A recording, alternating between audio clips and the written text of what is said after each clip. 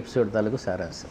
And Guruji ఇప్పుడు మీరు చెప్తూ ఉన్నారు అంటే మనల్ని మనం సంతోషంగా ఉంచుకోవడానికి ఇతరులపైన ఆధారపడని ఆనందం వెతుక్కోవాలంటే పెయింటింగ్ మ్యూజిక్ ఏదో ఒకటి నేర్చుకుని అలా సస్టైన్ అవ్వాలంటున్నారు ముఖ్యంగా తను తాను ఎక్కువ ప్రేమించుకో అది ఎలా అంటారు? మనుషులు ఎప్పుడూ తను తాను ఎక్కువ ప్రేమించుకుంటూనే ఉంటారు, కానీ ఆ ప్రేమించుకునేది బహిర్గతంగా ఉండదండి, అంతర్గతంగా ఉంటుంది. దీనికి చిన్న ఎగ్జాంపుల్ చెప్తా. ఒక కుర్రోడు ఒక అబ్బాయి ఒక అమ్మాయి పార్క్కి వెళ్ళారు అనుకోండి. సాధారణంగా 7 o'clockకి అమ్మాయి వెళ్ళిపోతానంటే ఉండు కొంచెంసేపు అంటాడు. He wants to stay with the girl for some more time. అర్థమైంది కదండి. అలాగే ఆ అమ్మాయి సరిగ్గా లావ్ అయిపోతుందండి, రోజు రోజుకి కొవ్వు పదార్థాలు తింటాం తగ్గించి కొంచెం తెగ తింటున్నాం, ఐస్ క్రీమ్స్ నా ఖర్చు మీద అంటాడు.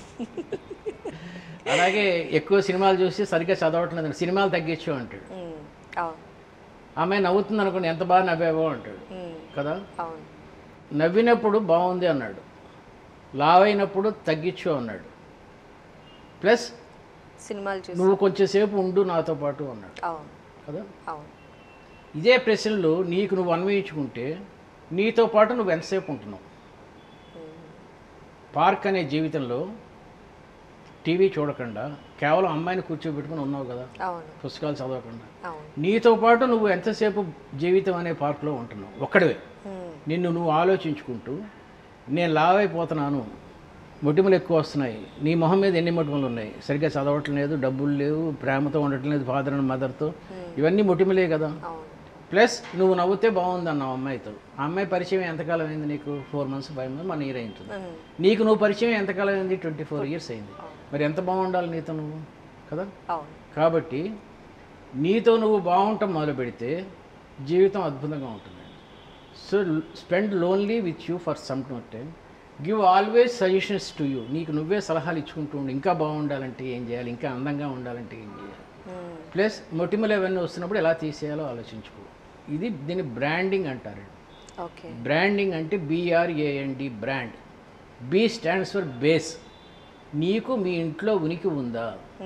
నువ్వు 1 గంట లేకపోతే ఇంట్లో వాళ్ళు వెలువెల్లాడిపోతున్నారా? నువ్వు 1 సంవత్సరం పాటు ఇంట్లో లేకపోతే, అమెరికా చదువుకోవడానికి వెళ్ళిపోతే వాళ్ళందరూ అమ్మ పొయ్యాడులే అనుకుంటున్నారా? లేకపోతే నువ్వు ఆలస్యంగా ఆఫీస్ నుంచి వస్తే అమ్మ సుఖంగా ఉందనుకుంటుందా నీ భార్య? లేకపోతే గుమ్మం దగ్గర నిలబడి చూస్తుంది. దీన్ని ఉనికి అంటారండి. ఈ ఉనికి అనేది R అంటే రెప్యుటేషన్. నీకున్న రెప్యుటేషన్ వల్ల వస్తుంది. ఈ రెప్యుటేషన్ ఏ వల్ల వస్తుంది? ఏ అంటే అచీవ్మెంట్, గెలుపు వల్ల వస్తుంది. ఈ ఏ అనేది N వల్ల వస్తుంది. N అంటే నెట్వర్త్. నీకు నెట్వర్త్ ఉండాలి. ఈ నెట్వర్త్ ఎందులో ఉండాలి?